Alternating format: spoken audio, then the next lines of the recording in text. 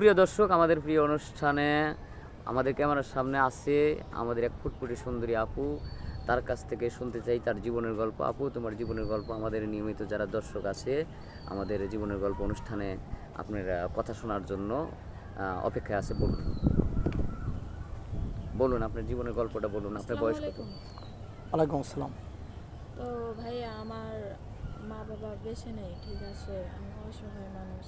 আমার বিয়ে শাদী আসে, আমার দাদি বিয়ে দিতে পারে না। আচ্ছা, তুমি যেহেতু কি দেওয়ার তোমার মতো সামর্থ্য আমার নাই।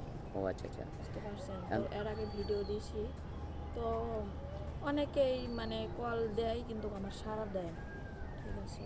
হ্যাঁ তখন আপনাদের মাধ্যমে আপনারা যদি ভালো ছেলে খুঁজে দিতে পারেন তো অবশ্যই আমার বলবেন।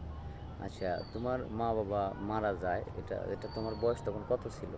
তখন 5 থেকে 6 বছর। 6 বছর, মানে এই 6 বছর বয়সে মানে বুদ্ধি হওয়ার পর পর্যন্ত তুমি তোমার মা বাবাকে দেখতে পারো নাই, তাই না? হ্যাঁ, আমি খুবই দুঃখের, মানে করুণ একটা কাহিনী। তো এখন তুমি আসো তোমার দাদির কাছে। হ্যাঁ, আমার দাদির কাছে।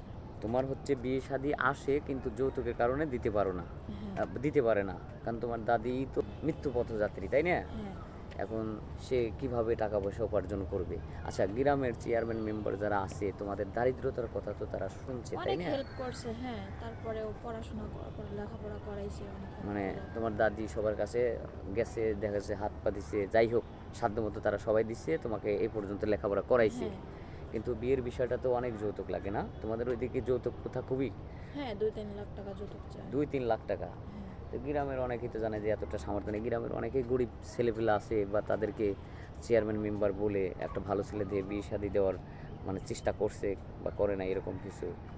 মানে করছে আর কি, হ্যাঁ, যৌতুক ছাড়া বিয়ে করবে না। যৌতুক ছাড়া বিয়ে করবে না, দেখা যাচ্ছে তোমাকে ছাড়া অন্য গ্রামে বিয়ে করলে হেরা চাই যে 3 লাখ টাকা এলে আমি একটু আমার চলমান কম অবস্থা, আমি চলতে পারতেছি না, 3 লাখ টাকা আনলে একটা ব্যবসা বাণিজ্য করে খাইতে পারবো, এরকম তাদেরকে আর কি ডিমান্ড। হ্যাঁ, হ্যাঁ। যাই হোক।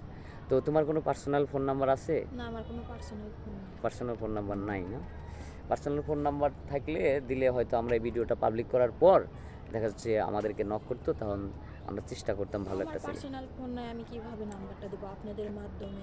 আচ্ছা, আপনারা ঠিক আছে, নাম্বারটা থ্যাংক দিয়ে ইউ, দিবেন আপনাদের মাধ্যমে। ধন্যবাদ। তোমার কথা আমরা শুনলাম। সুপ্রিয় দর্শক, মেয়েটা আসলে খুবই কষ্টে জীবনযাপন করতেছে।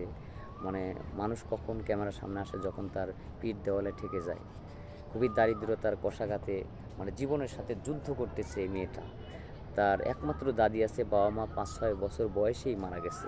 এরকম করুণ কাহিনী আসলে আমরা সচরাচর খুবই কমই পাওয়া যায়। দেখেন, তার মুখটা দেখলেই মনে হয় সে খুবই অসহায়, কিন্তু ভিতরে কষ্ট রেখেও একটু হাসছে, কারণ তার এই কষ্টটাকে দূর করার জন্য।